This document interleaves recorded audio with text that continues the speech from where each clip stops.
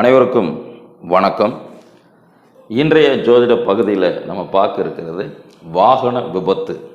இப்போது இன்றைய காலகட்டத்தில் வாகன விபத்து அப்படிங்கிறது எப்படி நடக்கும், எந்த மாதிரி நடக்கும், அதுக்கு நம்ம ஜாதகத்தில் எந்த மாதிரியான அமைப்புகள் இருந்தால் இந்த மாதிரி விபத்துகள் நடக்கும், அந்த விபத்துகள் உயிர் போகிற அளவுக்கு இருக்குமா, சின்ன சின்ன காயங்களுடன் போயிடுமா அப்படிங்கிறத பற்றி, அது எந்த அளவுக்கு அதோட தாக்கத்தை ஏற்படுத்தும், அதுக்கு என்ன காரணம், கிரக அடைவுகளும் பாவமுனை தொடர்புகளும் ஜாதகத்தில் எந்த மாதிரி இருந்தால் கோச்சாரம் மற்ற அனைத்து அமைப்புகளும் எப்படி சந்திச்சதுன்னா இந்த விபத்து நடக்கும் அப்படிங்கிறத பற்றி இன்றைய பதிவில் பார்க்கலாம்.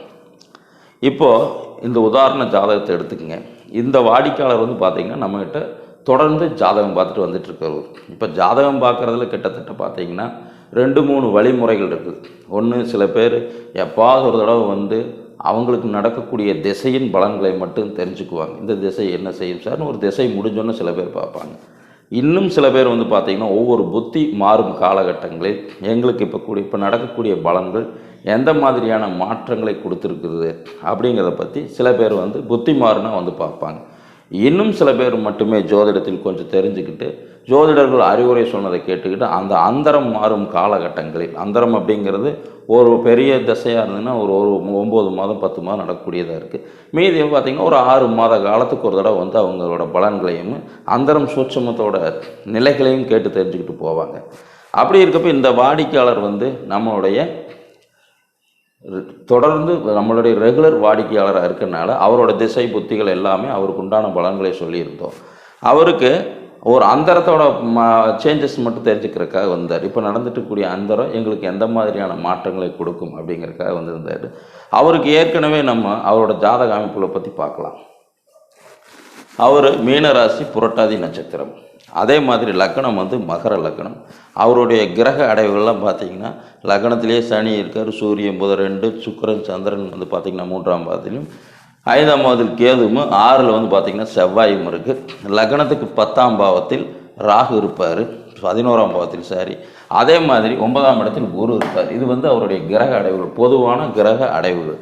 இந்த இடத்துல திசாநாதன் கேது திசை நடக்குது, சந்திரனோட புத்தி நடக்குது, ராகு அந்தரம் நடக்குது, சோட்சம் கேதுவின் சோட்சம் நடந்துட்டுருக்குது.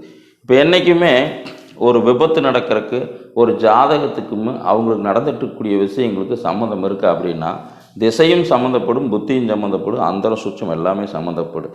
இதை விட கோச்சாரமும் அதோடைய பங்களிப்பு 100க்கு 100% கொடுக்கும்.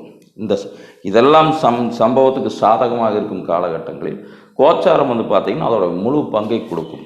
இந்த ஜாதகருக்கு என்றைக்குமே ஒரு விஷயத்தில் நம்ம ஜாதகம் பார்க்குறப்ப எல்லாருமே பார்ப்பாங்க. பொதுவாக ஜாதகத்தை பற்றி தெரிஞ்சவங்க எல்லாருமே சொல்லுவாங்க, இப்போ கோச்சாரத்தில் தசாநாதன் போகக்கூடிய பாதைகளை வாட்ச் பண்ணுவாங்க. இப்போ நீங்கள் எப்படி குரு பயிற்சி, சனி பயிற்சி, ராகு இது பயிற்சியை பார்க்குறீங்களோ அது மாதிரி தற்காலத்தில் நடந்துக்கிட்டு இருக்கும் தசாநாதன் கோச்சார ரீதியாக எப்படி போயிட்டுருக்காரு, அதே மாதிரி கேது எங்கே போயிட்டுருக்காரு, சந்திரன் எங்கே போய்கிட்டு இருக்காரு, ராகு எங்கே போகுது, மறுபடியும் கேது சூட்சம். அப்போ இந்த கிரகங்கள்லாம் பார்த்திங்கன்னா சூட்சமநாதன் அந்தரத்திலிருந்து திசாபுத்தியாக இருக்கக்கூடிய வரைக்கும் கோச்சாரத்தில் எந்த இடங்களில் போயிட்டுருக்குது, ஜாதகருக்கு ஏதாவது பாதிப்புகளை கொடுக்கக்கூடிய இடங்கள் இருக்கா அப்படிங்கிறத முக்கியமாக பார்க்கணும். அப்போ இந்த ஜாதகருக்கு நம்ம ஜாதகம் பார்த்து சொன்னப்போ அந்தரநாதனை வாட்ச் பண்ணி இவர் நம்மகிட்ட எப்போ வர்றாரு, நவம்பர் மாதம் 20ஆம் தேதி வராரு. நவம்பர் 25/11/2023 இவருக்கு ராகுவோட அந்தரம் ஆரம்பமாகுது. இந்த அந்தரம் ஆரம்பமாகிறதுக்கு முன்னாடி நம்மளை சந்திக்கிறாரு. சார் இப்போ ஒரு அந்தரம் சேஞ்சஸ் ஆகுது, நம்ம லைஃப்பில் ஏதாவது டிஃப்ரெண்ட்டாக நடக்குங்களா, இல்லை ஏதாவது மாற்றங்கள் வருமா, இல்லை ஏதாவது பிரச்சனைகள் வருமா அப்படிங்கிற ஏற்கனவே பிரச்சனைகள் தான். தசையும் புத்தியும் கொஞ்சம் சரியில்லாமல் இருக்கிறனால திசை பார்த்திங்கன்னா 11, 12ஆம் பாவத்தை இண்டிகேட் பண்ணுது. 11ஆம் 12ஆம் ஆரம்ப முனைகள். நீங்கள் இங்கே ஜாதகத்தில் கட்டத்தை பார்க்கக்கூடாது, இதுதான் ஆரம்ப முனைகள். இந்த 11ஆம் பாவம் 12ஆம் பாவங்களை கேது டச் பண்ணுறாங்கன்னா கேது அவருக்கு 11, 12 சேம் பிளானட், ஒரே கிரகம் 2 பாவ முனைகளுக்கு புத்திநாதனாக வந்திருக்குது. அப்போ 11, 12ங்கிறது கேது. அப்போ இந்த இடத்துல கேது 11, 12ங்கிறப்ப ஜாதகருக்கு கொஞ்சம் சரியில்லாமல் இருக்கும். அப்போது புத்திநாதன் பார்த்திங்கன்னா 11, 12ஆம் பாவங்களுக்கு தொடர்பு கொண்டு இருக்கு. அப்போ ஏற்கனவே திசாபுத்திகள் அவருக்கு சரியில்லை. சில விஷயங்கள் அவர் நினைக்கக்கூடிய விஷயங்கள் மாறுதலாகவும் ஆப்போசிட்டாகவும் தடைகள் ஆகக்கூடிய ஒரு சூழலில் தான் அவர் இருந்தார். அப்போ இந்த அந்தரம் உங்களுக்கு கொஞ்சம் சரியில்லை. அந்தரம் வரக்கூடிய அந்தரம் ஒரு 3 மாத காலங்களுக்கு ஜனவரி லாஸ்ட் வரை கொஞ்சம் கவனமாக இருக்கணும் சார். இப்போ நவம்பர் 20ஆம் தேதி வர்றாரு, நவம்பரை கடந்து டிசம்பர் ஜனவரி லாஸ்ட் வரைக்கும் 2 மாதம் 3 மாத காலங்களுக்குள் கொஞ்சம் கவனமாக இருங்க, கொஞ்சம் சரியில்லாமல் இருக்குது அப்படிங்கிறத நம்ம மென்ஷன் பண்ணுறோம்.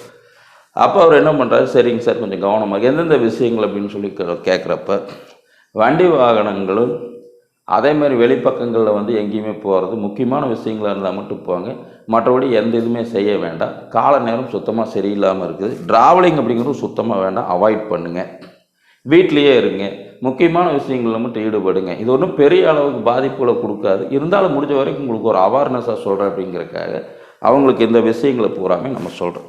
சொன்ன உடனே அவருக்கு எல்லாமே சொல்லி தாட்டணுன்னு சரி அப்படின்னு சொல்லிட்டு அவருமே அங்கேருந்து கிளம்பிடுறாரு. அதே வாடிக்கையாளர் வந்து டிசம்பர் 15ஆம் தேதி நம்மளை சந்திக்க வர்றாரு. டிசம்பர் 15ஆம் தேதிக்கு அப்புறம் சந்திக்க வர்றாரு. அதுக்கப்புறம் அவர் வந்த உடனே நம்ம கிட்ட சொல்கிறாரு, சார் இப்படி ஒரு சின்ன ஆக்சிடெண்ட் ஆயிடுச்சு, இப்படி கீழே விழுந்துட்டோம், விபத்தாயிருச்சு சார், வாகனத்தில் போய் நீங்கள் எவ்வளவோ தூரம் சொன்னீங்க, அப்போது வந்து நம்மளால் அதை மாற்ற முடியல சார், எவ்வளவோ இதாக தான் இருந்து அப்போ வந்து ஆப்போசிட் பார்ட்டி வந்து வண்டி வாகனத்தில் வந்து நம்ம மேலே விட்டு கீழே விழுந்து ஒரு அடி விட்டுருச்சு சார், சில காயங்கள் ஏற்பட்டு இப்போ தான் சார் மீண்டு வந்திருக்கிறேன் அப்படின்னு சொல்லி சொல்கிறாரு.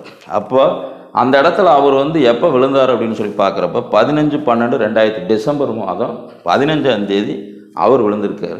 அப்போ அவர் விழுந்ததுக்குமே இந்த அந்தரமும் கோச்சாரம் சூட்சமும் திசா புத்தி மற்றபடி கிரக நிலைகள் திசாநாதம் புத்திநாதம் அந்தர்நாதம் மற்ற எல்லாம் போகக்கூடிய கோச்சார கிரக நிலைகளையும் நம்ம எடுத்து ஆய்வு செஞ்சு பார்க்குறப்போ அவருக்கு வந்து பார்த்தீங்கன்னா ராகு அப்படிங்கிறது, ராகு புதனோட நட்சத்திரம் சனியின் உபநட்சத்திரம் போகிறார். சனி ஏற்கனவே இவருக்கு 4ஆம் பாவத்தை இண்டிகேட் பண்ணுறாரு. அந்தர்நாதன் ராகு புதன் நட்சத்திரம் சனி உபநட்சத்திரத்தில் போகிறார். அதே மாதிரி கோச்சாரத்தில் இந்த 4ஆம் பாவம் புத்திநாதன் இவருக்கு சனி ராகு ஸ்டார்லேயே போகிறார். ராகு வந்து இவருக்கு 7, 8ஆம் பாவகத்தை இண்டிகேட் பண்ணுறார். 7, 8ஆம் பாவத்துக்கு ஒரே 2, 3 பாவ முனைகளுக்கும் ஒரே கிரகம் புத்திநாதனாக வந்திருக்கு. அப்போ இந்த இடத்துல சனி போய் 4, 8ஆம் பாவத்தை 4ஆம் பாவத்துடன் 8ஆம் பாவத்துடன் தொடர்பு கொள்ளும் போது 4, 8ஆம் பாவங்கிறது நம்ம ஏற்கனவே வாகன விபத்து அப்படின்னு சொல்கிறோம். அந்த 4, 8ஆம் பாவம் சந்திக்கும் போது அந்த வாகன விபத்து நடந்து இவருக்கு அடிபட்டுருச்சு.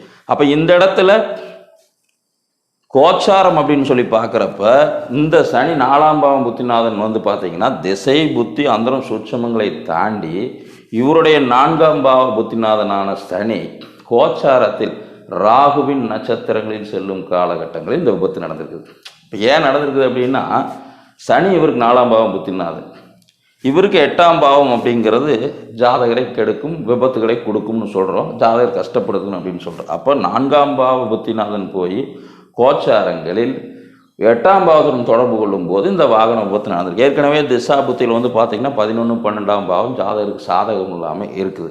அப்போ இந்த இடத்துல இந்த அந்தரநாதனும் கோச்சாரமும் எல்லாமே ஒரே மாதிரி சப்போர்ட் பண்ணி இந்த விபத்தை நடத்தியிருக்குது. அன்னைக்கு விபத்து நடந்த அன்னைக்கு அப்போ பார்த்தீங்கன்னாலும் அப்போ அந்த நேரத்தில் ஓடிட்டு இருந்த கோச்சார நிலைகளில் பார்க்க போகிறப்ப சந்திரன் போகக்கூடிய பாதையும் சனியும் ராகையும் இண்டிகேட் பண்ணுது. அப்போது இந்த இடத்துல திசா புத்தி அந்தர சூட்சமம் கோச்சாரம் அனைத்துமே ஒன்றாக இணைஞ்சு இந்த விஷயம் நடக்கக்கூடிய இந்த விபத்துக்கு சாதகமான காலமாக மாறிடுச்சு.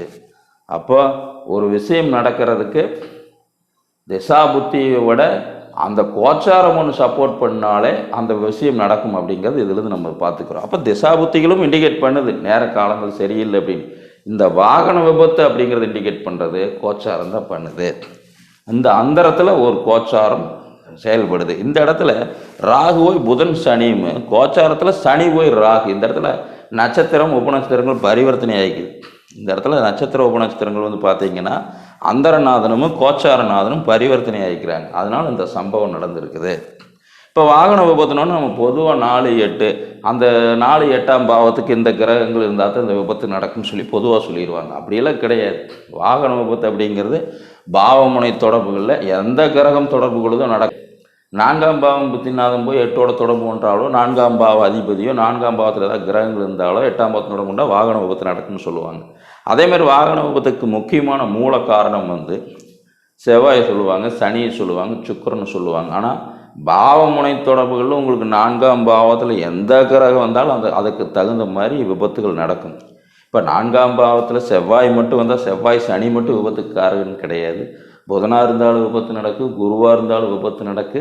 அது தொடர்புகளில் வந்து கெட்டிருந்துன்னா கண்டிப்பாக அந்த கிரகத்தின் மூலியமாக விபத்துகள் நடக்கும். அப்போ நம்மளுடைய காலகட்டத்தில் நம்மளுடைய ஜாதகத்தில் ஆய்வு செஞ்சு பார்க்குறப்ப எந்த காலகட்டத்தில் எப்படி நடக்கும், எந்த மாதிரியாக நடக்கும் அப்படிங்கிறத இந்த மாதிரியான சின்ன சின்ன விஷயங்கள் மூலம் நம்ம வந்து ஈஸியாக தெரிஞ்சுக்கலாம். இப்போ ஒரு அந்தரத்தை மட்டும்தான் அவங்க வந்து ஃபாலோ பண்ணி பலனை கேட்கங்காட்டி அவங்களும் அந்த விஷயத்துக்கு கொஞ்சம் சாதகமாக இருந்தங்காட்டி இந்த அளவுக்கு. இதே சில பேர்த்துக்கு வந்து பார்த்திங்கன்னா இதே மாதிரியான அந்தரம் வந்து ரொம்ப நெகட்டிவாக இருக்குது. திசையில் வந்து புத்தியிலையும் அந்தர சூட்சம் வந்து ரொம்ப மோசமாக இருக்கக்கூடிய காலகட்டங்களில் அவங்களுக்கு பெரிய அளவு பாதிப்பு வரும். இது ஒரு சின்ன இது அப்படிங்கிறனால நம்ம இதை பற்றி பெருசாக எடுக்கணும். இது ஒரு உதாரணத்துக்காக சொன்னது. இதே இடத்துல திசாவும் அவருடைய ஆயுள் ஸ்தானத்துக்கு பாதகமாக இருந்து அந்த ஆயுள் ஸ்தானத்துக்கு புத்தி எல்லாமே சப்போர்ட் பண்ணி இந்த இடத்துல ஒரு அந்தரம் சூட்சம் இந்த மாதிரி கோச்சார் எல்லாமே சம்பவத்துக்கு சாதகமாக இருக்கும் காலகட்டத்தில் அவர் இல்லாமையே போகக்கூடிய ஒரு வாய்ப்புகள் இருக்குது. அப்போ நம்மளுடைய ஜாதகத்தில் அந்த மாதிரியான காலம் இருந்துன்னா அதுலேருந்து எப்படி தப்பிச்சுக்கலாம் அப்படிங்கிறது அவங்க ஜாதகத்தில் இருக்கக்கூடிய தற்காலத்தில் நடக்கவிருக்கும் திசை புத்தி அந்தர சுட்சமங்களை வைத்து நம்ம அதுக்கு தகுந்த மாதிரி சில முன்னறிவு போட இருந்துக்கிறது ரொம்ப நல்லது, முன்னெச்சரிக்கையாக இருந்துக்கிறது. இதே மாதிரி இந்த பதிவுகள் வந்து உங்களுக்கு பிடிச்சிருந்துன்னா இந்த பதிவுக்கு லைக் பண்ணுங்கள், ஷேர் பண்ணுங்கள். நம்ம சேனலை இன்னும் சப்ஸ்கிரைப் பண்ணாத நண்பர்கள் சப்ஸ்கிரைப் பண்ணுங்கள். நன்றி, வணக்கம்.